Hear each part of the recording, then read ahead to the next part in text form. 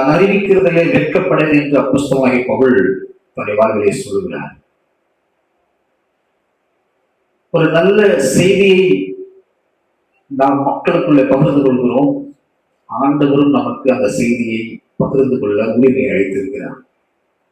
ஆகவே இந்த உலகில் வாழக்கூடிய ஒவ்வொரு மனுஷியும் தேவனுடைய நற்செய்தியை அறிந்தே ஆக வேண்டும் என்பது பரலோகத்தின் திட்டமாக இருக்கிறது. இயேசு கிறிஸ்து பரமேறுவதற்கு முன்பதாக அவர் சொன்ன ஒரு வார்த்தை, உலகம் எங்கிலும் சுவிசேஷம் அறிவிக்கப்பட்டது. சுவிசேஷம் அறிவிக்கப்பட்டுக் கொண்டுதான் வருகிறது. ரட்சிக்கப்படுவர்கள் மாத்திரம் குறைந்து கொண்டே வருகிறார்கள். இந்த உலகத்தில் வாழக்கூடிய சகல மனுஷர்களுக்கும் இயேசு கிறிஸ்து யார் என்பதை அறிந்திருக்கிறார்கள். சகல மக்களும் அறிந்திருக்கிறார்கள். ஆனால் அவர் மீது கொண்டிருக்கிற, அவர் ஒரு தெய்வம் என்று கொண்டிருக்கிற அந்த நம்பிக்கை மாத்திரம் ஒருவருக்கு போதுமான சுவிசேஷமாக இருக்காது. ஒரு மனுஷனுடைய வாழ்வில் அதை எந்த அளவிலே அவன் கிரகிக்க வேண்டும் என்கிற ஒரு அடிப்படையில் அமைந்த செய்தியை நான் உங்களுக்கு கொண்டு வந்திருக்கிறேன். அதற்கு முகப்பாக சில வசனங்களை வாசிக்க விரும்புகிறேன். 1 தீமோத்தேயு புஸ்தகம் 1ஆம் அத்தியாயம் 15வது வசனத்தை வாசியுங்கள். 1 தீமோத்தேயு 1:15. பாவிகளை ரட்சிக்க கிறிஸ்து இயேசு உலகத்தில் வந்தார் என்பதை எல்லாம் இதுதான் உண்மை அங்கீகரிப்புக்கு பாத்திரமான விஷயமே. ஓகே, இயேசு கிறிஸ்து பாவிகளை காப்பாற்ற உலகத்திற்குள் வந்தார். ரட்சிக்க வந்தார் என்பதனுடைய அர்த்தம் நம்ம எல்லாத்திற்குள்ளும் ஒரு பாதுகாப்பான ஒரு நிலையை ஏற்படுத்த தேவன் உலகத்திற்குள்ள வந்தார். 2வது வசனத்தை வாசிக்க விரும்புகிறேன். 1 தீமோத்தேயு புஸ்தகம் 4ஆம் அதிகாரம் 18வது வசனம். 1 பேதுரு 4ஆம் அதிகாரம் 18வது வசனம். 1 பேதுரு 4ஆம் அதிகாரம் 18வது வசனம். நீதிமானே ரட்சிக்கப்படுவது அரிதானால் பக்தி இல்லாதவனும் பாவியும் எங்கே நிற்பார்கள்? நீதிமானா வாழ்ந்துட்டு இருக்கிறவனே ரட்சிக்கப்படுவது அரிதானால் பாவியும் பக்தி இல்லாதவனும் எப்படி ரட்சிக்கப்பட முடியும்? திருச்சபை தேவன் உருவாக்கி இருக்கிற நோக்கம், அவர் ரத்தம் சிந்தி சம்பாதித்திருக்கிற திருச்சபையின் மிக உன்னதமான அஸ்திவாரம், எல்லாரும் ரட்சிக்கப்பட வேண்டும், பாதுகாக்கப்பட வேண்டும். நீதிமான் ரட்சிக்கப்படுவது அரிது, அது கஷ்டம். இந்த உலகத்துக்குள்ள யாரெல்லாம் நீதிமான் என்று நம்புகிறார்கள் என்கிற ஒரு அடிப்படையை நீங்கள் தெரிந்து வைத்துக் கொள்ள வேண்டும். அது போவதற்கு முன்னே இன்னும் சில வசனங்கள் வாசிக்க ரோமர் 5ஆம் அதிகாரம் 8வது வசனம். ரோமர் 5:8.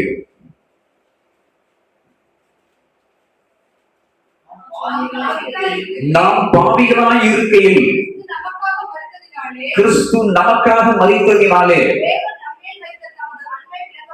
தேவன் நம் மீது வைத்திருக்கிற அன்பை விலக பண்ணுகிறார். பாவிகளாய் இருக்கையில் நாம் எல்லாரும் பாவம் செய்து தேவ மகிமை அற்றவராய் இருந்த பொழுது பரலோகத்தின் தேவன் வெளிப்படுத்தின அன்பு, பாவிகளாய் இருக்கையில் அவர் நமக்கு தந்த ஜீவன், இதை ஏற்றுக்கொள்ளாம ஆண்டவர் இயேசு அவர் ஒரு தெய்வம் பேசிட்டு இருக்கிறதுல அர்த்தம் இல்லை. அவருடைய பிறப்பின் நோக்கமும் பாடு மரணமும் அவருடைய உயிர்த்தெழுதலும் அவருடைய 2ஆம் வருகையின் மீது நம்பிக்கை கொள்ளாமல் ஒரு மனுஷன் செய்து கொண்டிருக்கக்கூடிய நீதி நிமித்தம் அவன் ரட்சிக்கப்பட முடியாது, அவன் பாதுகாக்கப்பட முடியாது. இந்த கொர்நேலியு என்று அழைக்கப்பட்டிருக்கக்கூடிய இந்த மனிதன் the centurion of the Italian regiment, ஒரு 100க்கு அதிபதியாக இருக்கக்கூடிய ஒரு தலைவன், இத்தாலிய ராணுவ ஸ்தலத்திலே தலைவனாய் இருக்கக்கூடியவன். அவருடைய வாழ்க்கை பின்னணியத்தை நீங்கள் நோக்கி பாருங்கள். இந்த செய்தியிலே அவர் எப்படிப்பட்ட நீதிமானாய் இருக்கிறார் என்று. அவன் தேவ பக்தி உள்ளவன், தன் வீட்டார் அனைவரோடும் தேவனுக்கு பயந்தவனுமாய் இருந்து ஜனங்களுக்கு மிகுந்த தர்மங்களை செய்து எப்பொழுதும் தேவனை நோக்கி ஜெபம் பண்ணி கொண்டிருந்தான். அவனுடைய வாழ்க்கையினுடைய ஸ்டைல, அவங்களுடைய நடைமுறையை இந்த அப்போஸ்தலர் நமக்கு ஒவ்வொரு சொல்லிக் கொடுக்கிறார். அவர் எப்படி வாழ்ந்தார்? நமக்கு எல்லாத்துக்கும் வாழ்க்கைக்கு ஒரு வரலாறு அவசியம். பவுல் அந்த வரலாறிலே தன்னுடைய பரிசுத்த வாழ்க்கையை குறித்து தெளிவாக சொல்லுகிறார். என் ஓட்டத்தை நான் ஜெயமாக முடித்திருக்கிறேன். நம்பிக்கையோடு வாழ்க்கையில ஓட்டம் ஓட வேண்டும். இதற்கென்றே திருச்சபையே நீ பெயர் சொல்லி அழைக்கப்பட்டிருக்கிறாய். ரத்தத்தினாலே சம்பாதிக்கப்பட்டிருக்கிறாய். ரத்தத்தின் மீது நீ கொண்டிருந்த நம்பிக்கையின் அடிப்படையிலே நம்முடைய வாழ்க்கை பொருளாதாய் கொண்டிருக்கிறது. நிரந்தரமற்ற ஒரு வாழ்க்கை. இந்த நிரந்தரமற்ற வாழ்க்கையில் ஒவ்வொரு மனுஷனும் பாவ பிறப்பாய் பிறந்திருக்கிறான். பிறக்கும் பொழுதே அவன் பாவியாக பிறக்கிறான். ஏதோ தப்பு செய்ததனால அவன் பாவியாகிறது இல்லை. நாம் பிறக்கும் பொழுதே அந்த எண்ணங்களோடு, அந்த ரத்த சுவடுகளோடு நாம் பிறக்கிறோம். இந்த மனுஷன் தன்னுடைய குடும்பத்தை நிர்வகிக்கிற முறைகள் எப்படியெல்லாம் நிர்வகிக்க, அவர் நல்ல ஒரு தேவ பக்தி உள்ளவன்.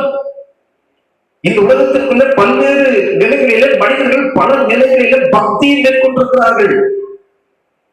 பல சக்திகளை பக்தியாக எடுத்துக்கொண்டு தன்னுடைய வாழ்விலே நீதி செய்கிறவர்களாக, ஏழை பாலைகளுக்கு உதவி செய்கிறவர்களாக, உணவு பொட்டல்களை எடுத்துக்கொண்டு தான தர்மம் செய்கிறவர்களாக, தன்னுடைய பணத்தை எடுத்துக்கொண்டு, மிகுந்த செல்வங்களை எடுத்துக்கொண்டு ரோட்டோரங்களிலும் வழியருகளிலும் உதவி நாடக்கூடிய மக்களுக்கு உதவி செய்வதாக வாழ்கிறார்கள். இது நீதி. தான தர்மங்கள் பரலோகத்துக்கு எட்டப்படுகிறது. ஏழைக்கு இறங்குகிற ஒரு மனுஷன், நீங்க ஏழைக்கு நீங்க இறங்கிட்டீங்கன்னு சொன்னா, அவன் எந்த மனுஷனாக இருந்தாலும் சரி, அவனுக்கு எவ்வளவு காசு கொடுக்குறீங்களோ அதை திரும்ப கொடுத்துருவார். அது யாரா இருந்தாலும் சரி. நான் ஒரு நண்பரோடு கூட பேசிக் கொண்டிருந்தேன். அவர் ஒரு வாகனத்தை ஓட்டக்கூடிய ஓட்டுநர். அவர் யாரோ ஒருத்தருக்கு லிப்ட் கொடுப்பதற்காக தன்னுடைய வாகனத்தை அவர் ஏற்றி விட்டு வாகனத்தை இயக்கிக் கொண்டிருக்கும் பொழுது அவரோட கூட பேசிட்டே வந்தாராம். தன் மகளுக்கு உடம்பு சரியில்லை, நான் ஆஸ்பத்திரி கூட்டிட்டு போயிட்டு இருக்கிறேன், பஸ்ஸுக்கே இந்த காசு இல்லைன்னு அந்த மனுஷன்கிட்ட பேசிட்டு இருக்கும் பொழுது உடனே அவர் மனசு ரொம்ப இறங்கி தன்னிடத்தில் இருக்கக்கூடிய 200 ரூபாயை தூக்கி, அவற்றது அவ்வளவுதான், தூக்கி இந்த போட்டு எடுத்துட்டு போய் நீங்க என்னால முடிஞ்சது இவ்வளவுதான், நீங்க எடுத்துட்டு போய் அவங்களுக்கு ஏதாவது பாருங்கன்னு சொல்லிட்டு இறங்கிட்டு போயிட்டு இருக்காரு. போயிட்டு ஒரு 500 மீட்டருக்கு அந்த பக்கம் திடீர்னு பார்த்திருக்காரு, ரோட்டுல அவருக்கு 300 ரூபாய் பணம் கீழே கிடக்குது. போன வாரத்துல அந்த மனுஷன் தான் என்ன பேசிட்டு இருக்கேன். அவர் சொன்னாரு, நான் உதவி செய்தவர்கள் யாரும் தெரியுங்களா சார், அவங்க கிறிஸ்டின் அப்படிங்க. அப்படிங்களா, ரொம்ப சந்தோஷங்க அப்படின்னு. சார் நம்ம உதவி செஞ்சுட்டோம்னு சொன்னா எப்படியோ ஒண்ணு திரும்ப வந்துருதுங்க சார், அதை நான் வாழ்க்கையில் நான் பார்த்துட்டேன் அப்படின்னு. அந்த 200 ரூபாயை நாங்க மனசார தூக்கி கொடுத்தாங்க. அந்த ஆண்டவர் எனக்கு ரோட்ல 300 ரூபாயை வச்சிருந்தாரு. உதவி எந்த நிலையிலும் பரலோகத்திலே எட்டப்படுகிறது. அது யாரும் இருந்தாலும் சரி. காரணம் எதுவும், மனுஷன் முழுவதும் தேவனுடைய சாயல சிருஷ்டிக்கப்பட்டிருக்கும். ஒரு மனுஷனுக்கு இறங்குகிறது, அது கர்த்தருக்கே இறங்குவதற்கான அடையாளம். அது அந்த அடையாளத்தை அவங்க எந்த சமயத்தை சார்ந்தவர்களாக இருந்தாலும் அது நடக்கும். இந்த மனுஷன் மிகுந்த தேவ பக்தி உள்ளவன், வீட்டாரை நன்று அன்பாய் விசாரிக்கிறவன், ஏழை மக்களுக்கு எடுத்து உதவி செய்கிறவன். அவருடைய position is one of the great leader. ஒரு நல்ல பெரிய அதிகாரத்துவத்துல வேலை செய்யக்கூடிய ஒரு மனுஷன். அவர் இன்னும் என்ன செய்யணும், நல்லா ஜெபிக்கிறாரு, ஒரு வீட்டார் நல்லா விசாரிக்கிறாரு, தனக்கு கிடைக்கிற எல்லா ஆசீர்வாதங்களும் எடுத்து மக்களுக்கு எடுத்து என்னதான் பண்ணணும். இப்படி இருந்துட்டு இருக்கும் போது ஒரு நாள் இந்த மனிதன் 3வது வசனத்துல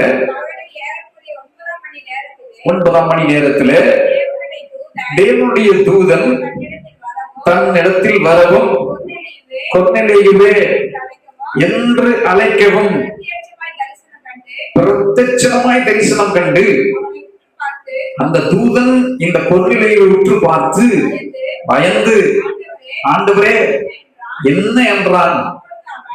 அதாவது கொர்நேலியு தேவதூதனை உற்று பார்த்து பயந்து, ஓகே என்ன என்றால், அப்பொழுது அவன் உன் ஜெபங்களும் உன் தர்மங்களும் தேவனுக்கு நினைப்பூட்டுதலாக அவர் சந்நிதியில் வந்து எட்டி இருக்கிறது. நம்முடைய வாழ்க்கையில பாருங்க, எதுவும் ஆண்டவருக்கு தெரியாதுன்னு நினைச்சிட்டு இருக்க கூடாது. எல்லாம் அவருக்கு தெரியும்.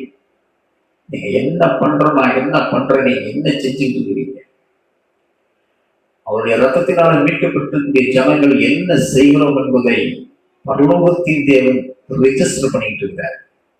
ஒரு தேவதூதன் வந்து இறங்கி கொர்நேலியுடைய வீட்டுக்குள்ள இறங்கி வந்து நீ என்ன செய்யற, என்ன செஞ்சுக்கிட்டு இருக்கிற, என்ன விரும்பிட்டு இருக்கிற என்பதை ஒரு தூதன் சொல்லும் பொழுது கொர்நேலியு ஆடி போகிறார்.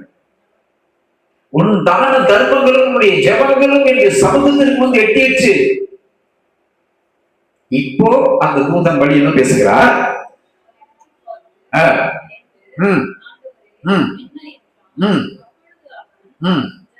உன் ஜெபங்களும் உன் தர்மங்களும்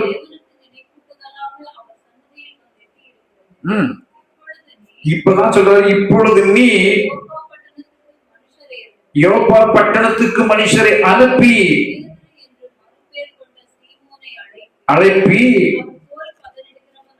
தோல் பதனிடுவனாகிய சீமோன் என்னும் ஒருவரிடத்துல தங்கி இருக்கிறது. பாருங்க, இனிமேல் உன்னுடைய வாழ்க்கையில் நீ என்ன செய்ய வேண்டும் என்பதை இந்த பேதுரு வந்து உனக்கு சொல்லுவார்.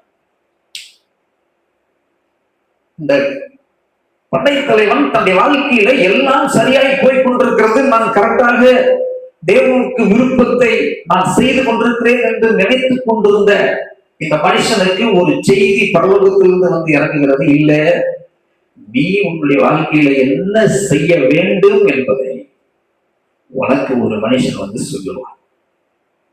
அப்பதான் இந்த மனுஷன் சிந்திக்கிறாரு, ஆண்டவரே இது எல்லாம் பெரிய பம்பா போச்சு, நான் இன்னும் என்ன செய்யணும், இந்த மனுஷன் எங்க இருக்கிறார் என்று சொல்லி தன்னுடைய சேவர்களை அனுப்பிச்சு கொடுக்கிறார். அவங்க அவர் எங்க வசிக்கிறார் என்கிற உள்ளிட்ட சகல விவரங்களை எடுத்துட்டு பேதுரு இருக்கிற இடத்துக்கு போகிறார். இவங்க எல்லாம் போறாங்க. போகும் பொழுது பேதுரு அங்கே அவர் மேலறையிலே ஜெபம் செய்து முடித்துட்டு சாப்பிடலாம்னு இறங்குகிறார். இறங்குறதுக்கு முன்னே அங்க சமையல் பண்ணிட்டு இருக்கிறாங்க, சாப்பிடுறதுக்கு யோசிச்சுட்டு இருக்காங்க. அவருக்கு நல்ல பசி உண்டாயிருச்சு. ஆண்டவருடைய தரிசனம் இறங்குகிற நேரம், சரியான சிச்சுவேஷன் வச்சு சரியான விஷயத்தை விளக்கி காட்டுகிறாராங்க. பேதுரு சாப்பிடணும்னு ஆசையா இருக்கிறாரு. சாப்பிடணும்னு ஆசையா இருக்கிற நேரத்துல ஒரு வானத்திலிருந்து ஒரு தரிசனம் அவருக்கு இறங்க ஆரம்பிக்கிறது. அந்த தரிசனம் முழுவதும் அவருடைய பசி ஆற்றக்கூடிய தரிசனம் அல்ல. அவர் பார்த்த தரிசனம் முழுவதும் மிகுந்த அருவருப்பு. அப்படி வாழ்விலே இதுவரைக்கும் அவர் ருசி பார்த்திராத சில பிராணிகளுடைய விஷனை அவர் பார்க்கிறார், தரிசனத்தை பார்க்கிறார். பேதுரு அதை பார்த்து சொல்றாரு, ஆண்டவர்கிட்ட பார்த்து சொல்றாரு, ஆண்டவரே, நான் இதற்கு முன்பதாக இப்படிப்பட்ட அசுத்தங்கள் உள்ள பிராணிகளை, உயிரினங்களை நான் சமைத்து சாப்பிட்ட அனுபவம் எனக்கு கிடையாது. இதை ஏன் எனக்கு சாப்பிட சொல்கிறீங்க? கொர்நேலியுடைய வீட்டிலே ஒரு தேவதூதன் இறங்கி ஒரு தரிசனம் அங்கே சொல்லப்படுகிறது. இன்னும் ஒரு மனுஷன் சந்திக்க போறான். பேதுரு ஜெபம் பண்ணிட்டு இருக்கக்கூடிய அறையில அங்கே ஒரு விஷயம் நடக்கிறது. சிலரை புரிந்து கொள்வதற்காக தேவன் அங்கே அந்த மனுஷனோட கூட பேசுகிறார். அந்த தரிசனம் இறங்கி கீழே வரும் பொழுது இப்போ கர்த்தர் பேதுருவிடத்துல பேச ஆரம்பிக்கிறாரு. 3 தரம் அந்த வார்த்தைகள் விளம்புகிறது. நீ எதெல்லாம் அசுத்தமாய் நினைத்துக் கொண்டிருக்கிறாயோ, எதையெல்லாம் உன்னுடைய எண்ணங்களில் ஒதுக்கப்பட்டதாக பார்த்துக் கொண்டிருக்கிறாயோ, அத்தனையும் நான் பரிசுத்தப்படுத்தி இருக்கிறேன். யூத சமய தலைவர்கள் எல்லாருக்குள்ளும் இருந்த ஒரு மிகப்பெரிய ஒரு விஷயம் என்னவென்று சொன்னால், யூதர்கள் அல்லாத மற்ற மக்கள் அனைவரும் அருவருக்கத்தக்கவர்கள் என்கிற ஒரு நிலையில் அவருடைய வாழ்வு போய்கொண்டிருந்தது. இன்றைக்கும் யூதர்கள் தங்களை மேல் மக்களாகத்தான் நினைத்துக் கொண்டிருக்கிறார்கள். மீது இருக்கிற எல்லாமே அதற்கு கீழ் உள்ள ஜனங்கள் என்றுதான் நினைக்கிறார்கள். ஒரு ஏற்ற தாழ் உள்ள நிலைகளிலே பேதுருவும் அந்த சிந்தையில் இருந்து கொண்டிருக்கும் பொழுது கர்த்தர் தரிசனத்தை வெளிப்படுத்துகிறார். இல்லை பேதுரு, நீ பார்த்த இந்த எல்லா பிராணிகளையும் நான் என்ன பண்ணிட்டேன்? சுத்தம் பண்ணிட்டேன், நீ அடித்து பூசி. இயேசுவின் ரத்தம் சகல பாவங்களை நீக்கி நம்மை சுத்தி எரித்திருக்கிறது என்கிற வார்த்தையின் வியாக்கியானத்தை பேதுருவுக்கு தேவன் உணர்த்த விரும்பினார். கொர்நேலியுடைய வீட்டுக்கு ஒரு புது சுவிசேஷத்தை கொண்டு போகும்படியாக தேவன் பேதுருடைய இருதயங்களில பேசிக்கொண்டே இருந்தார். இந்த தரிசனத்தை கேட்டு முடிச்சுட்டு பார்த்து முடிச்சுட்டு பேதுரு ஆடி போயிட்டாரு. 3 முறை வந்த இந்த வார்த்தைகளை கேட்டுட்டு அமைதியா இருக்கிற. இப்படி ஆண்டவர் சொன்னாரு, நான் சுத்தப்படுத்தி இருக்கும் பொழுது நீ அசுத்தமாக எண்ணாத. இந்த உலகத்துல பாருங்க, எந்த மனுஷனும் தேவனுடைய பார்வை அசுத்தமும் அல்ல, ஒதுக்கப்பட்டவனும் அல்ல. அவர் யாரையும் என்ன சொல்றது, ஏற்ற தாழ்வுகளாய் பார்க்கிற தேவன் அவர் அல்ல. இந்த உலகத்துக்குள்ள பல மதங்கள், பல ஜாதிகள், பல உயர்வு தாழ்வு எல்லாம் வேரியேஷன்ஸ் கொண்ட உலகமாக இருந்தாலும் தேவனுடைய பார்வையில் மனுஷன் விலையேற பெற்றவனாக இருக்கிறான். பார்வையில் நாம் எல்லாரும் விலையேற பெற்றவர். அவர் பட்சாபாதம் உள்ள தேவன் அல்ல என்பதை தன்னுடைய சீடனாக இருக்கக்கூடிய பேதுருவுக்கு தேவன் விளக்க வேண்டும் என்று விரும்பினார்.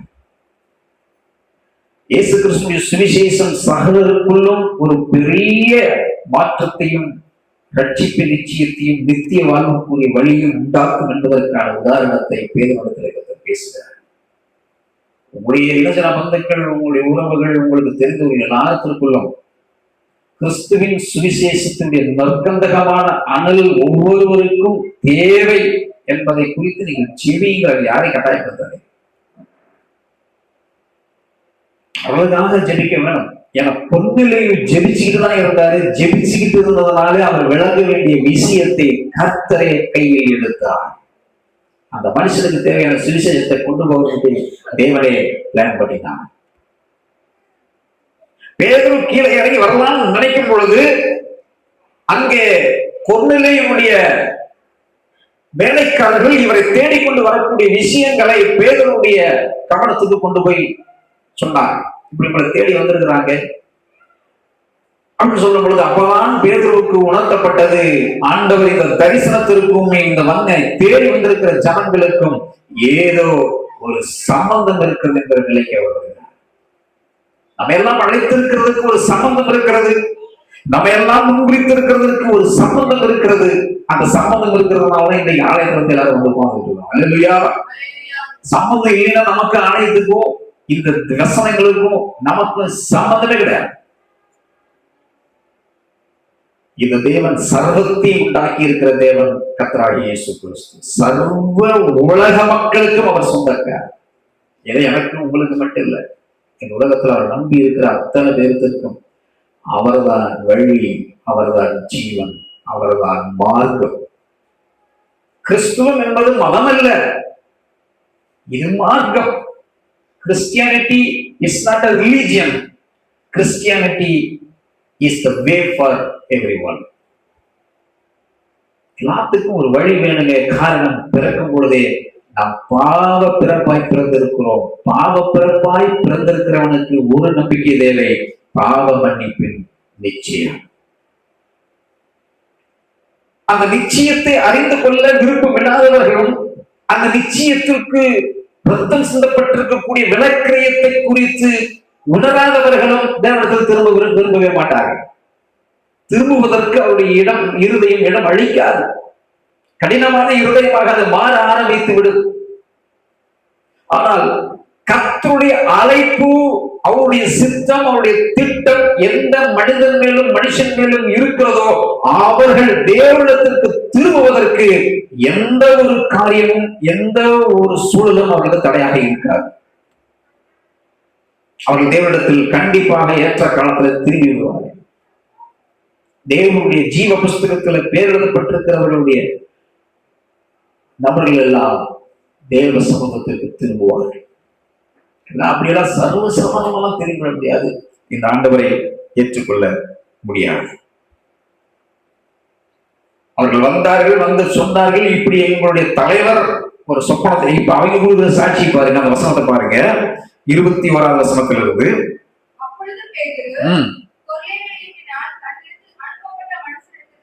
இறங்கி போய்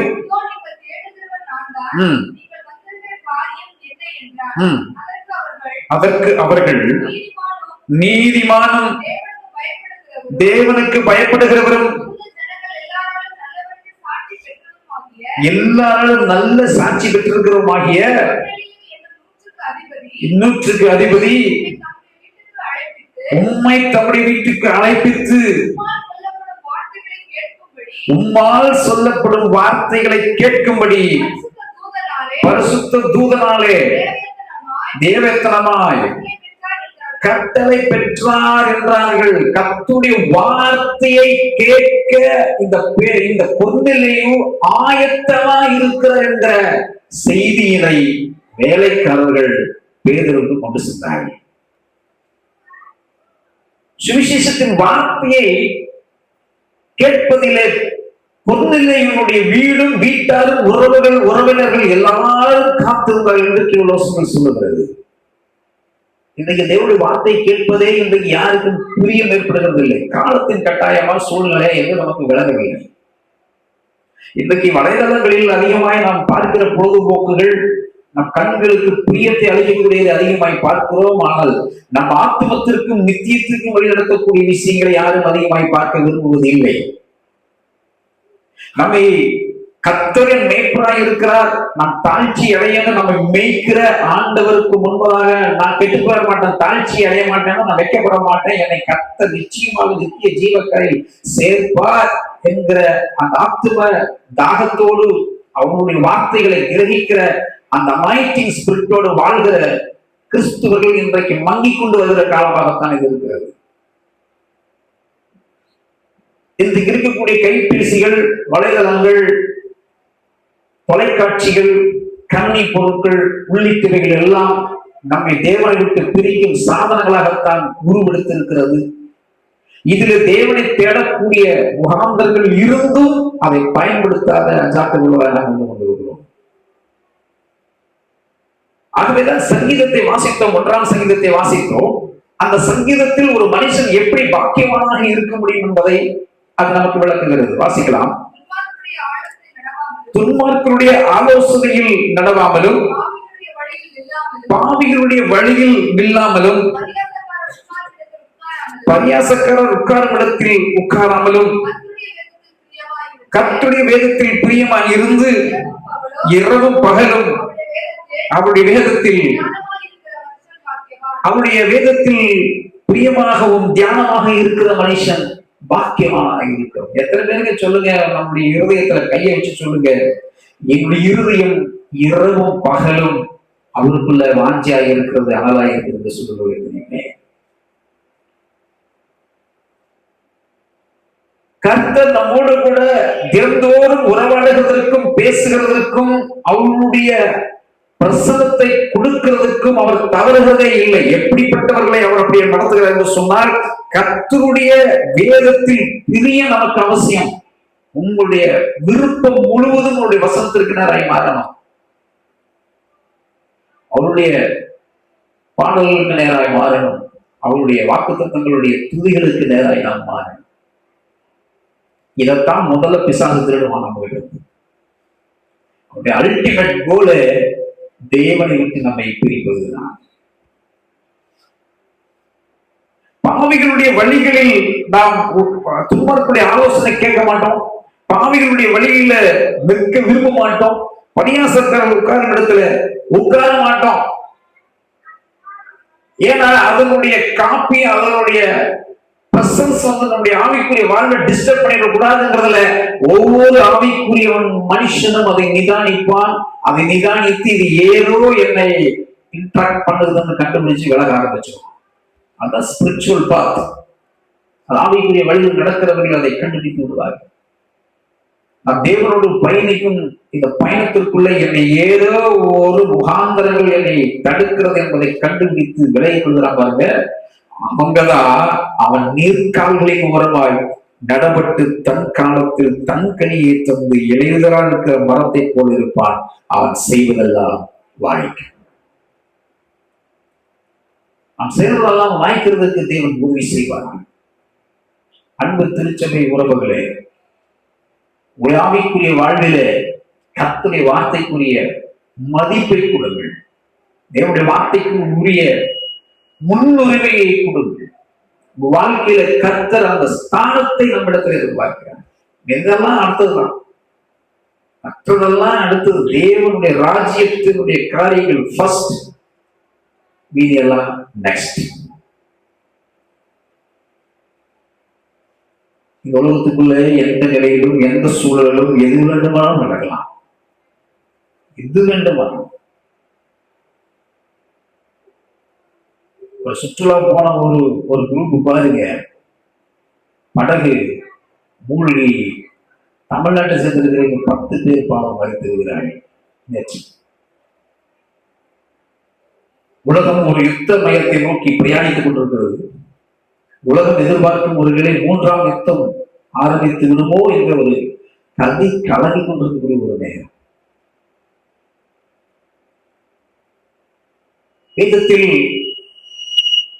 வேதத்தில் கூறப்பட்டிருக்கக்கூடிய அனைத்து தீர்க்க தரிசனங்களும் நிறைவேறி கொண்டிருக்கக்கூடிய காலகட்டத்தில் நம்ம எதற்கு இதெல்லாம் நிறைவேறுகிறது, ஏன் இப்படி நடக்கிறது என்று சொன்னால், மணவாளனாகி இயேசு கிறிஸ்துவனுடைய வருகை சமீபமாய் இருக்கிறது என்பதற்கான அடையாளத்தை இவைகளெல்லாம் வெளிப்படுத்திக் கொண்டிருக்கிறது. அவருடைய வருகையின் போது திருச்சபையானது அவருடைய மனைவி என்று அழைக்கப்படுகிற இந்த மணவாட்டியாக திருச்சபையின் விசுவாசிகள் யாரும் மிஸ் ஆகிடக்கூடாது என்பதற்காக மக்கள் எல்லாரும் அவருடைய வார்த்தைக்கு செவி கொடுத்து வாழ வேண்டும் என்று தேவன் விரும்புகிறார். கொர்நேலியுடைய வீட்டில கர்த்தருடைய வார்த்தைக்காக அவர்கள் காத்திருந்தார்கள். ஊழியனுடைய வருகைக்காக அவர்கள் காத்திருந்தார்கள். என்ன வார்த்தையை சுமந்து கொண்டு என் வீட்டுக்கு வரப்போகிறார், அவர் நீதிமான், ஏழை பாளைகளுக்கு உதவி செய்கிறவர், எல்லாத்திற்கும் தான தர்மங்களை செய்து தன் குடும்பத்தாரை நன்றாக விசாரிக்கிறவர். அப்படி வீட்டுக்கு ஒரு வார்த்தை புறப்பட்டு வருகிறது.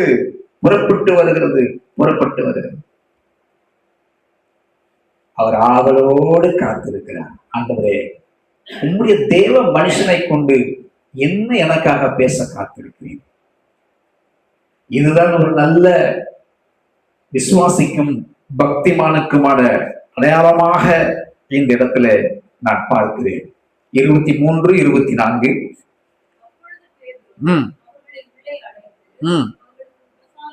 உபச்சாரம் செய்து உடனே புறப்பட்டார். யோப்பா பட்டணத்தாராகிய கொர்நேலியுடைய மனுஷனோடு கூட அந்த வீட்டுக்குள்ள சிலர் பேரும், அதாவது பேதுரு கூட சில பேர் கூட போயிருக்கிறாங்க. ஓகே, 24 வாங்க. பிரவேசித்தார்கள். தன் உறவின் முறையாரையும் தன்னுடைய விசேஷித்த சிநேகிதரையும் கூட வரவழைத்து அவர்களுக்காக காத்திருந்தான். ஒரு ஃபேமிலி ஃபெலோஷிப் பிரேயரை பேதுரு நடத்துகிறார். அந்த வீட்டுக்கு போகும் பொழுது கொர்நேலியுடைய ஃபேமிலி மட்டுமல்ல, அவர்களுடைய பெஸ்ட் ஃப்ரெண்ட்ஸ், அதோடு கூட அவருடைய திக்கஸ்ட் ரிலேட்டிவ்ஸ் எல்லாத்தையும் வர வச்சு கர்த்தருடைய வார்த்தையை நம்ம கேட்க போறோம், வாங்க உட்காருங்க. அப்படி வீட்டுல நடந்தது எல்லாம் இப்ப நம்ம எல்லாருடைய வீடுகள்ல அப்படி நடத்த முடியுமா முடியாதான்னு நம்ம சூழ்நிலை எப்படி நம்மளால சொல்ல முடியல. அன்றைக்கு அது நடந்தது. இவர் ஒரு புரட்சாதியா, இவர் யூதர் அல்ல. அப்படி வீட்டுக்கு ஒரு யூதர் ஒரு சுவிசேஷத்தை தூக்கிட்டு போறார். அந்த உறவு முறையாளர்கள் எல்லாரும் பொன்னிலுடைய வார்த்தைக்கு மதிப்பு கொடுக்கிறார்கள். இந்த மனுஷன் நம்மளை கூப்பிடுகிற நாம் போய் கேட்போம், என்னதான் சொல்ல வருகிறார், என்னன்னு கேட்க போறோம். கேட்கலாம். எல்லாரும் புறப்பட்டு வந்து உட்கார்ந்து இருக்கிறாங்க. இப்பொழுது பேதுரு உள்ளே பிரவேசிக்கிற பொழுது கொர்நேலியு அவனுக்கு எதிர்கொண்டு போய் அவன் பாதத்தில் விழுந்து பணிந்து கொண்டான். பேதுரு அவனை தூக்கி எடுத்து, எழுந்திரும், நானும் ஒரு மனுஷன் தான் என்றான். அவனோடு பேசிக்கொண்டு உள்ளே போய் அநேகர் கூடி வந்திருக்கிறதை கண்டு அவனை நோக்கி, அந்நிய ஜாதியானோட கலந்து அவனிடத்தில் போக்குவரத்தாய் இருப்பது யூதனானவனுக்கு விளக்கப்பட்டிருக்கிறது என்று நீங்கள் அறிந்திருக்கிறீர்கள். அப்படி இருந்தும் எந்த மனுஷனையும் தீட்டுள்ளவன் என்றும் அசுத்தன் என்றும் நான் சொல்லாதபடிக்கு தேவன் எனக்கு காண்பித்தார். யூதர்கள் பாரம்பரிய முறைகளிலே அவர் இருக்கக்கூடிய அந்த ஸ்தானத்தை உடைக்க தேவன் தம்முடைய தரிசனத்தை காண்பித்தார். இன்றைக்கு பல்வேறு திருச்சபைகளிலே இந்த ஏற்றத்தாழ்வுகள் இருக்கலாம். அது முறையான ஏற்றுக்கொள்ளக்கூடிய நிலை அதுவல்ல. ஒரு திருச்சபையில் நாம் எல்லாரும் கூடுகிறோம்.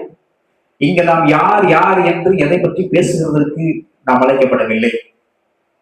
நாம் எல்லாரும் கிறிஸ்துவின் ரத்தத்தினால் இணைக்கப்பட்டிருக்கிறோம். நாம் எல்லாரும் ஒரே இனம், அது ஆவிக்குரிய இஸ்ரவேலின் ஜனம். அந்த அடிப்படையில் சபையை தேவன் வளர்த்த விரும்புகிறார்.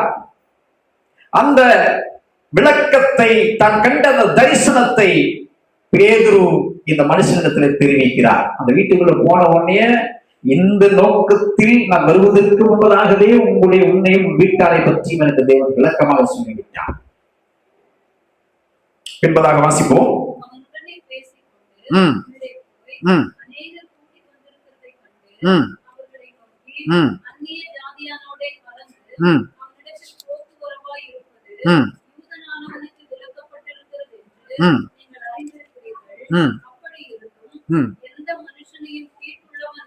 என்றும் அசுத்தம் என்றும் நான் சொல்லாதபடிக்கு, ஓகே, ஆகையால் நீங்கள் என்னை அழைப்பித்த போது நான் எதிர் பேசாமல் வந்தேன். இப்போதும் மறுபடியும் பொருளையும் பேதுருடைய சம்பாஷணைகளில எல்லாம் டீட்டெயிலாக தெரியுது. ஆண்டவர் ஒரு நோக்கத்தோட தான் ஒரு ஊழியக்காரனை ஒரு வீட்டுக்கு அனுப்பிச்சு கொடுத்துருக்காருங்கிறது பேதுருவுக்கு நல்லா தெரியுது. ஆனால் கொர்நேலியு இதற்காக கூப்பிட்டார் என்பதை அந்த சபை நடுவிலே அவர் சொல்ல வேண்டும் என்று பேதுரு விரும்புகிறார். எனக்கு எல்லாம் தரிசனத்தை காட்டி விட்டார் என்று பேதுரு தான் கண்ட எல்லா காரியத்தையும் விளக்கம் கொடுத்ததற்கு பின்பதாகவும், இப்ப கொர்நேலியு கண்ட காரியத்தை அந்த கூடி இருக்கக்கூடிய மக்கள் மத்தியிலே எடுத்து சொல்லுகிறார், விளக்கி சொல்லுகிறார். இந்த நோக்கத்திற்காகத்தான் என் வேலைக்காரை அனுப்பிச்சு உங்களை நான் அழைப்பித்து இருக்கிறேன். என்ன சொல்றாரு பார்க்கலாம். கொர்நேலியு என்ன சொல்கிறார்?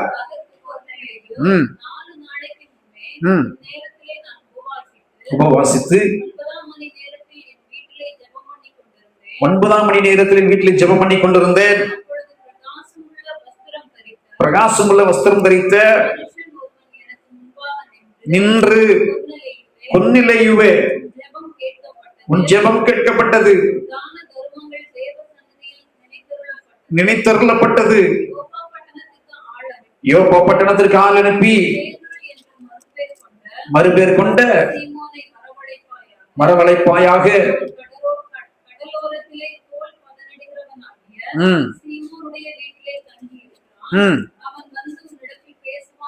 பேசுவான் என்றார்.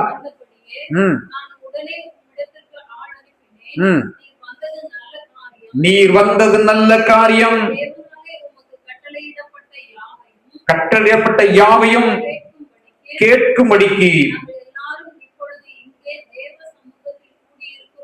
பாருங்க, இந்த வார்த்தைகளை கேட்பதற்கு அவர் எல்லாருக்கும் எப்படி கூறியிருந்தார்களாம்? தேவ சமூகத்திலே காத்திருந்தார்கள். அந்த மனுஷனுடைய வாயிலிருந்து பிறக்கிற வார்த்தைகள் என்ன என்பதை கேட்பதற்கு தேவ சமூகத்திலே காத்திருந்தார்கள். இதை குறித்து கொர்நேலியுவுக்கு தேவன் தன்னுடைய தூதரை கொண்டு இறக்கி அந்த மனுஷனை பற்றின அறிமுகத்தை அவருக்கு செய்து முடிக்கிறார். இதெல்லாம் பேசி முடிச்சதுக்கு அப்புறம் பேதுரு இப்பதான் அந்த சபையின் நடுவிலே பேச முதல்ல அவர் பேசுகிற வாசகம் என்ன தெரியுமா? அப்பொழுது பேதுரு பேச தொடங்கி, தேவன் பட்சபாதம் உள்ளவர் அல்ல என்றும் எந்த ஜனத்திலாயினும் அவருக்கு பயந்திருந்து நீதியை செய்கிறவன் எவனோ அவனே அவருக்கு உகந்தவன் என்றும் நிச்சயமாய் அறிந்திருக்கிற. எந்த ஜனத்திலும், எந்த ஜாதியிலும், எந்த கோத்திரத்திலும், எந்த நிலையிலும் இருந்தாலும் அவன் நீதி செய்கிறது மட்டுமல்ல, முதல்ல கொர்நேலியுவுக்கு இந்த மனுஷன் எடுத்து சொல்லுகிற காரியம், நீ ஜெபித்துக் கொண்டிருக்கலாம், நீ உதவி செய்து கொண்டிருக்கலாம், தான தர்மம் பண்ணி கொண்டிருக்கலாம், இதுதான் தெய்வம் என்று உங்கள் வாயினால் அறிக்கை செய்து கொண்டிருக்கலாம், ஆனால் நீ கர்த்தருக்கு பயந்து இந்த வேர்ட், இந்த ஒரு கேட்டகரி இல்லாமல் நம்பிக்கை கொண்டிருக்கக்கூடிய எவரும் ரட்சிக்கப்பட்ட நீதிமான்களாய் மாற முடியாது. ஒரு அழுத்தத்தை, ஒரு முக்கியமான ஒரு நிலைப்பாட்டை அவருடைய வாழ்க்கையின் நடைமுறையில இல்லாதத ஒன்றை அவருக்கு காண்பிக்க விரும்புகிறார். அப்படின்னா அந்த பயம்னா என்ன? என்ன விஷயத்துல அவர் பயந்து அப்படின்னா நடுங்கிக் கொண்டிருப்பதாக அர்த்தம் அல்ல. ஒரு நம்பிக்கையிலே அவருடைய வாழ்க்கை இன்னும் துவங்கவில்லை என்பதை நினைவுபடுத்துகிற ஒரு வார்த்தை அந்த வார்த்தை. எந்த ஜனத்திலாயினும் அவருக்கு பயந்திருந்து நீதி செய்கிறவன். சார், அவருக்கு பயப்படாதவன் நீதி செய்ய முடியும். அவரை அறியாதவர்கள் தான தர்மங்கள் செய்ய முடியும். அவரை ஏற்றுக்கொள்ளாதவர்கள் தான தர்மம் செய்ய முடியும். நீதியாய் வாழ முடியும். பிறருக்கு குற்றம் செய்யாமல் வாழ முடியும். பிறருக்கு துரோகம் செய்யாமல் வாழ முடியும். பிறருக்கு என்னவெல்லாம் செய்து வாழ முடியுமோ அத்தனை செய்து வாழ முடியும்.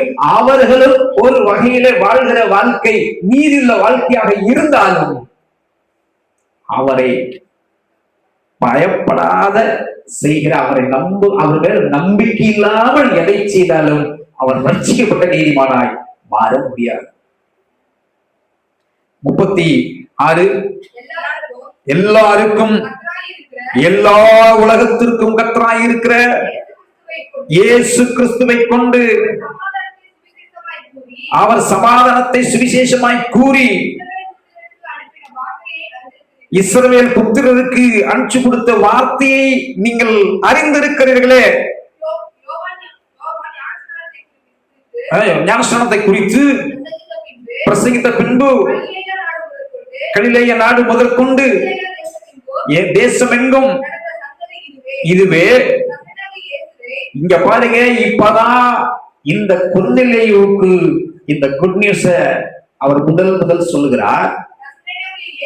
நஸ்ரேனாகிய இயேசுவை தேவன் பரிசுத்த ஆவியினாலும் வல்லமையினாலும் அபிஷேகம் பண்ணினார். தேவன் அவர்களுடனே கூட இருந்தபடியினாலே அவர் நன்மை செய்கிறவராயும் பிசாசின் வல்லமையில் அகப்பட்ட யாவரையும் குணமாக்குவராயும் சுற்றி திரிந்தார்.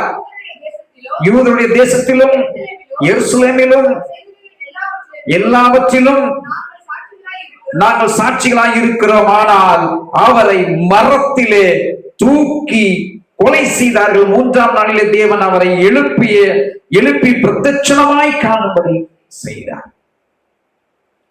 இந்த கொர்நேலியுவுக்கு அறியப்பட வேண்டிய விஷயத்தை பேதுரு கொண்டு வருகிறார், ஒரு குட் நியூஸ் கொண்டு வருகிறார். எல்லா மனுஷனுக்கும் தேவன் ஒரு சமாதானத்தை தரார். அந்த சமாதானத்தின் அர்த்தம் என்ன? நாம் வாழ்விலே பிறந்திருக்கிற பாவ பிறப்பின் ஸ்தானத்திற்கு பரிகாரம் கொடுக்கப்பட்ட உறவு தேவனிடத்தில் நமக்கு திரும்ப கிடைக்கப்பட்டிருக்கக்கூடிய நிலையை சமாதானமாக அவர் அறிவிக்கிறார். அப்படின்னா என்ன? இந்த உலகத்திற்குள்ள நம்முடைய பாவ நிலையை, பாவ மன்னிப்பின் நிச்சயம் நமக்கு தேவை, அது அடைவது அவசியம். அது நமக்கு கிடைக்கிற ஒரே வழி இயேசு கிறிஸ்து என்று நம்புகிற நம்பிக்கையில் நாம் பயந்து நிற்கிற வாழ்க்கை ஒரு மனுஷனுக்கு அவசியம். அந்த நிலை இல்லைன்னா நம்ம ரட்சிக்கப்படுகிறது அரிது. அதாவது நீதிமான் ரட்சிக்கப்படுவது அரிதானால் பக்தியுள்ளவனும் பாவிகளும் எங்கே நிற்பார்கள்? வாழ்க்கையில் எந்த குற்றமும் செய்கிறது இல்ல. வாழ்க்கை எல்லாம் கிளாரிட்டியா இருக்கு, கிறிஸ்டல் கிளியரா வாழ்க்கை நடத்திட்டு இருக்கிறாங்க. அப்படிங்கிறது நீதிமான் ரட்சிக்கப்படுவது அரிதானா? ஏற்கனவே பிறந்ததே பாவ பிறப்பு, அதுக்கப்புறம் செய்கிற பாவம், பாவத்தின் மேல் பாவம், அநியாயம், அக்கிரமம், மீறுதலோடு இருக்கிறவர்கள் எப்படி ரட்சிக்கப்பட முடியும்? இந்த சுவிசேஷத்தின் அழைப்பு, சமாதானத்தின் அழைப்பு கொர்நேலியுவுக்கு போகிறது. அவர் சொல்லுகிறார், இயேசு என்பவரை நீ நம்ப வேண்டும். இதுவரைக்கும் உன் நம்பிக்கை ஏதோ ஒரு தனிப்பட்ட நம்பிக்கையாக இருந்தது. உன்னுடைய பக்தியில் நீ அறிய வேண்டிய ஒரு நபர் இருப்பார் என்று சொன்னால் அது கர்த்தராகிய இயேசு கிறிஸ்துவின் மீது உன்னுடைய நம்பிக்கையும் பக்தியும், உன்னுடைய விசாரிப்பும், உன்னுடைய நீதியும், உன்னுடைய வேலை வாய்ப்புள்ள ஆசீர்வாதங்களும், உதவிகளும், தான தர்மங்களும் அவரை கொண்டு அவருடைய நாமத்திற்கு செய்யப்படுகிறதாய் மாற வேண்டும் என்கிற சுவிசேஷத்தை கொர்நேலியுவுக்கு வெளிப்படுத்துகிறார். அப்படின்னா என்ன அர்த்தம்? இதுவரைக்கும் அவர் அறிந்திராத ஒரு நபரை பேதுரு கொர்நேலியுவுக்கு அறிமுகப்படுத்துகிறார். இதை கேட்டுக்கொண்டு நிற்கிற பொழுது 3ஆம் நாளிலே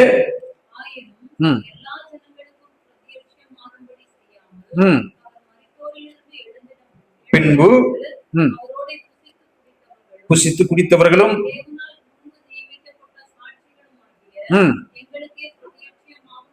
செய்தார்.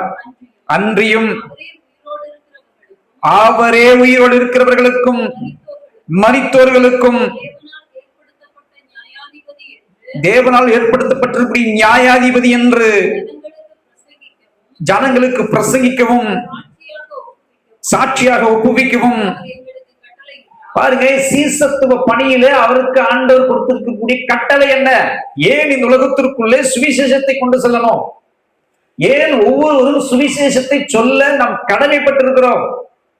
அவங்க ஏற்றுக்கொள்கிறார்களோ இல்லையோ, அதை அங்கீகரிக்கிறார்களோ இல்லையோ, தம்முடைய வாழ்க்கையில அதை நடைமுறைப்படுத்துகிறார்களோ இல்லையோ, ஆனால் சுவிசேஷத்தை சொல்லுகிற கடமையும் கட்டளையும் அழைப்பையும் ஒவ்வொரு ரட்சிக்கப்பட்ட தனி மனிதனும் தனி மனுஷியும் நாம் பெற்றிருக்கிறோம். காரணம் ஏன்? இந்த இயேசு கிறிஸ்து என்பவர் நீதியோடும் நியாயத்தோடும் நியாயாதிபதியாக வர இந்த உலகத்திற்குள் ஆயத்தமாகி கொண்டிருக்கிறார். அவருடைய பிறப்பிலே நமக்கு கிடைத்திருந்த பாக்கியத்தையும் பாவ மன்னிப்பு, அதாவது பாவ பிறப்பாக வாழ்ந்த நம்மளுடைய வாழ்க்கையில நாம் பாவி என்று இனி இல்லாதபடிக்கு நம்முடைய வாழ்க்கை பரிசுத்த ஜீவியமாகவும் பரிசுத்த வான்கள் என்றும் அழைக்கப்படுகிற நிலைக்கும் நாம் தகுதி பெற்றிருக்கக்கூடிய வழி இயேசுவால் நாம் பெற்றிருக்கிறோம் என்கிற நற்செய்தியை நாம் எல்லாருக்கும் சொல்ல அழைக்கப்பட்டிருக்கிறோம். திருச்சபை என்பது பரிசுத்தவான்கள் கூடி ஆராதிக்கிற இடம். இன்னைக்கு வரைக்கும் நாம் எல்லாரும் நம்முடைய வாயில நாம் பரிசுத்தவான் சொல்ல தயங்கி வரும். நான் பரிசுத்தவான்னு சொல்றது உங்க மனசாட்சி கையை வச்சு நான் பரிசுத்தவான் ஆயிட்டேன்னு சொல்லுகிறதற்கு இன்னும் நாம் நம்பிக்கொண்டிருக்கூடிய ரட்சிப்பும், நாம் நம்பிக்கொண்டிருக்கூடிய சுவிசேஷமும் இன்னும் நம்மை உறுதிப்படுத்த முடியாத விசுவாசத்தில் நடந்து கொண்டிருக்கிறது. நம்மை கிரயத்தை கொடுத்து மீட்டிருக்கக்கூடிய நோக்கமே இன்னும் அநீதிவான் என்றும் அசுத்தவான் என்றும் நாம் எல்லாரும் இன்னும் கைதிகளாக இருக்கிறோம் என்ற நிலைக்கு நம்மை தேவன் அழைக்கவில்லை. மாறாக நம்மை எல்லாரத்தையும் ரத்தத்தை கொண்டு நம்மை அழைக்கிற அழைப்பே பரிசுத்தவான்கள், பரிசுத்தவதிகள் என்று அழைக்கத்தான் தேவன் நம்மை அழைத்திருக்கிறார். பவுல் தன்னுடைய கடித பகுதியில் எழுதும் பொழுதெல்லாம் அவர் சொல்லுகிறார், இந்த சபை கூடி வருகிற சகல பரிசுத்தவான்களுக்கு எழுதுகிறதா. இந்த சுவிசேஷத்தை சீசர்களுக்கு கொடுத்த கட்டளை அன்றியும் அவரே உயிரோடு இருக்கிறவர்களுக்கும், இன்றைக்கு உயிரோடு இருக்கிற நமக்கும், ஏற்கனவே செத்து அடக்கம் பண்ணப்பட்ட மரித்தோர்களுக்கும் தேவனால் ஏற்படுத்தப்பட்ட நியாயாதிபதி என்று ஜனங்களுக்கு பிரசங்கிக்கவும் சாட்சியாக ஒப்புவிக்கவும் அவர் எங்களுக்கு கட்டளையிட்டார். ஏற்கனவே செத்தவங்களுக்கும் இவர்தான் நியாயாதிபதி, உயிரோடு இருந்து கொண்டிருக்கிற நமக்கும் இயேசு கிறிஸ்துதான் நியாயாதிபதி. அப்புறம் சொல்லுகிறார், இந்த சுவிசேஷத்தை நம்புகிறவன் எவனோ அவருடைய இயேசு என்ற நாமத்தினாலே அவருடைய வாழ்க்கையில் கிடைக்கிற மாபெரும் கிருபை என்ன தெரியுமா? பாவ மன்னிப்பின் நிச்சயம். பாவ மன்னிப்பு நிச்சயம் இல்லாத ஒரு கிறிஸ்துவன் அவன் கிறிஸ்துவனாகவே இருக்க முடியாது. அவனுடைய வாழ்விலே, தன்னுடைய வாழ்விலே ஒரு நீதியை நிலநாட்ட முடியாது, நீதியை நடப்பிக்க முடியாது, தேவனுக்கு பிரியமாய் அவன் வாழ முடியாது. அவனுடைய குணாதிசயத்திலும் குணத்திலும் எந்த மாற்றமும் இருக்காது. அவன் பழைய மனிதனாகவே வாழ்வான், பழைய ஆதாமாகவே தான் அவன் இருப்பான். ஒரு புதிய ஆதாம், பிந்தின் ஆதாமாய கிறிஸ்துவின் வாழ்க்கை நெறிமுறைகளை அவன் பின்பற்ற விரும்பவே மாட்டான். காரணம் ஏன்? அவன் பாவம் அடக்கம் செய்யப்படவில்லை. பாவம் திரும்ப திரும்ப அவனை உயிர்ப்பிச்சு கொண்டே இருக்கிறது. இந்த நம்பிக்கைக்குள்ளே கொன்னிலையை சார்ந்திருக்கக்கூடிய நண்பர்களும் உறவுகளும் வர வேண்டும் என்பது தேவனுடைய விருப்பமாக இருந்தது. அந்த குடும்பத்தை ரட்சிக்க தேவன் விரும்பினார், காப்பாற்ற விரும்பினார். அவர் எழுந்து பேசும் பொழுதே என்ன இங்க கூட வர வச்சு பேச சொல்லிட்டு இருக்கீங்கல்ல, இந்த சுவிசேஷத்தை கொன்னிலையுவை நீயும் உன் உறவாரும் உன்னுடைய நண்பர்களும் விசுவாசித்தீர்களே, ஆனால் இன்றைக்கு ஆண்டவர் உங்களுக்கு சொல்லுகிறார், நீங்கள் எல்லாரும் பாவ மன்னிப்பு நிச்சயத்தை பெறுகிறீர்கள். இன்றைக்கு அநேகருக்குள்ள அந்த நிச்சயம் இல்லாதனாலதான் இன்னைக்கு வரைக்கும் ஆண்டவரே அப்படின்னு நாம் கதறி சொல்லலாம். அடிக்கடி நாம் செய்துவிட்ட தவறுகளை நினைவுபடுத்தலாம். காரணம், பவுல் சொல்லுகிறார், நான் பாவியிலும் பிரதான பாவி என்று ஒரு பரிசுத்தவானாய் மாறின பவுலே தன்னுடைய பாவங்களை அறிக்கை செய்து கொண்டே இருக்கிறார். அறிக்கை செய்து கொண்டே இருக்கிறதுனாலே நீங்கள் திரும்ப பாவிகளாய் மாறி விடுகிற நிலை அல்ல. நீங்கள் பரிசுத்தவான்களாய் இருந்துதான் அந்த பாவத்தை திரும்ப அறிக்கை செய்கிறீர்கள். இந்த நிலைப்பாட்டை கொன்னிலையுடைய வீட்டுக்கு பேதுரு விளக்க விரும்புகிறார். ஒன்று, வீட்டுக்கு நற்செய்தி போகிறது. 2, இயேசு கிறிஸ்து அந்த குடும்பத்திற்கு அறிமுகம் செய்யப்படுகிறார். 3, கிறிஸ்து இயேசுவை கொலை செய்யப்பட்ட விஷயத்தை அந்த குடும்பத்திற்கு அறிமுகப்படுத்தப்படுகிறது. 4, அவர் உயிர்த்தெழுந்த சாட்சி நிலைநாட்டப்படுகிறது. 5, அவர் நியாயாதிபதியாய் வருகிறார் என்கிற காரியம் அவர்களுக்கு சொல்லப்படுகிறது. 6, பாவ மன்னிப்பின் நிச்சயத்தை அவர்களுக்கு எடுத்து சொல்லப்படுகிறது. இனி 7வது காரியத்தை பார்க்க போகிறோம். பேசிக்கொண்டிருக்கும் பொழுது வசனத்தை கேட்ட யாவர் மேலும் பரிசுத்த ஆவியானவர் இறங்கினார். 7வது காரியம், பாவ மன்னிப்பின் நிச்சயத்தை பெற்ற ஒவ்வொரு மனுஷனுக்குள்ளும் மனுஷிக்குள்ளும் நடக்கிற அதிசயம், அற்புதம் என்னவென்று சொன்னால், தேற்றரவாளனாகிய பரிசுத்த ஆவியானவர் நமக்குள்ளே வாசம் செய்ய ஆரம்பித்து விடுவார். அப்ப இந்த பொன்னிலையுடைய வீட்டுக்குள்ள இதுவரைக்கும் இல்லாத ஒரு விஷயம் தெரியுமா? பரிசுத்த ஆவியானுடைய பிரசன்னம் அவருடைய வீட்டுக்குள் இல்லாமல் இருந்தது, அவருடைய ஆவிக்குரிய வாழ்வில் இல்லாமல் இருந்தது. இயேசுவின் நற்செய்தி, இயேசு கிறிஸ்துவின் நற்செய்தி நம்முடைய வாழ்விலே பாவத்தை அடக்க செய்து பரிசுத்தவானாய் மாற்றுவதோடு மட்டுமல்ல, பாவ மன்னிப்பு நிச்சயத்தை கொடுத்து அதோடு நிறுத்தி விடுகிறது அல்ல, நாம் தினந்தோறும் அவரோடு கூட உறவாடுகிறதற்கு எந்த ஆவியை ஆதாம் இழந்து போனானோ அந்த ஆவியை இந்த பரிசுத்த ஆவியால் நாம் பெற்று ஜீவிக்கிற ஆசீர்வாதத்தை நமக்கு தருகிறது. வசனத்தை கேட்டுக் கொண்டிருக்கும் பொழுது ஸ்பான்டனிஸாக ஸ்பார்க் ஆகிறது. பரிசுத்த ஆவியானவர் அங்கே இறங்க ஆரம்பிக்கிறார். அவர்களுக்குள்ளே ஊற்றப்படுகிற அந்த பிரசன்ன வேலையை அந்த இடத்துல ஆவியானவர் ஃபயர் பண்ணுகிறார். அந்த குடும்பத்திற்குள்ள இதுவரைக்கும் அனுபவித்திராத ஒரு நிலைப்பாட்டை அந்த குடும்பம் அனுபவிக்கிறது. அவர்கள் பல பாசைகளில் பேசுகிறதையும் தேவனை போலுகிறதையும் பேதுருவோடு கூட வந்திருந்த விருத்த சேதனமுள்ள விசுவாசிகள் கேட்டபோது பரிசுத்த ஆவியின் வரம் புறஜாதிகள் மேலும் பொழிந்தருளப்பட்டதை குறித்து பிரமித்தார். அப்பொழுது பேதுரு, நம்மை போல பரிசுத்த ஆவியை பெற்ற இவர்களும் ஞான ஸ்நானம் பெறாதபடிக்கு எவனாகிலும் தண்ணீரை விளக்கலாமா என்று சொல்லி கர்த்தருடைய நாமத்தினாலே அவர்களுக்கு ஞான ஸ்நானம் கொடுக்கும்படி கட்டளையிட்டான். அப்பொழுது சில நாள் அங்கே தங்கும்படி அவனை வேண்டிக் கொண்டார்கள். ஒன்றும் இந்த வீட்டுல அடுத்தது இருக்கக்கூடிய நீதிமான், is a good righteous man. ஆனாலும் அவருடைய வாழ்வில் இருக்கக்கூடிய கடைசி குறையை தன்னுடைய சீடனை வைத்து முடிக்கிறார்.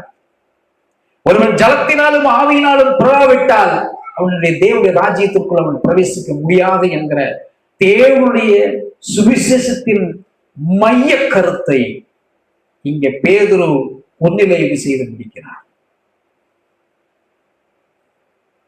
அவர்கள் ஞானஸ்நானம் எடுக்கிறதற்கு முன்பதாகவே பரிசுத்த ஆவியுடைய அபிஷேகத்தை பெற்று நிற்கிறார்கள்.